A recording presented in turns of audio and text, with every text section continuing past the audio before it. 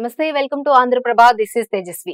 బాలీవుడ్ కథానాయిక కంగనా రనౌత్ స్వీయ దర్శకత్వంలో తెరకెక్కించిన చిత్రం ఎమర్జెన్సీ. ఈ సినిమా కొత్త విడుదల తేదీని కంగనా ప్రకటించారు.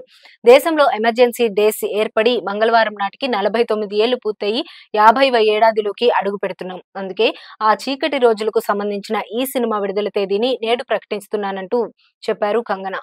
ఈ సినిమా సెప్టెంబర్ 6న ప్రేక్షకుల ముందుకు రానున్నట్లు తెలిపారు. ప్రపంచ వ్యాప్తంగా ఈ చిత్రం విడుదల కానున్నట్లు వెల్లడించారు. ఎమర్జెన్సీ సినిమా కంగనాకు ప్రతిష్టాత్మక ప్రాజెక్ట్. మణికర్ణిక తర్వాత ఆమె డైరెక్ట్ చేసిన రెండో సినిమా ఇది. ఈ ప్రాజెక్ట్ కోసం జాతీయ, అంతర్జాతీయ స్థాయిలో ప్రతిభావంతులు పనిచేశారు. మొదట ఈ సినిమాను గతేడాది నవంబర్ 24న విడుదల చేయాలని భావించారు. ఆ తర్వాత జూన్ 14కు మరోసారి వాయిదా వేశారు. ఇప్పుడు అన్ని పనులు పూర్తి కావడంతో సెప్టెంబర్ 6ను ఫిక్స్ చేశారు.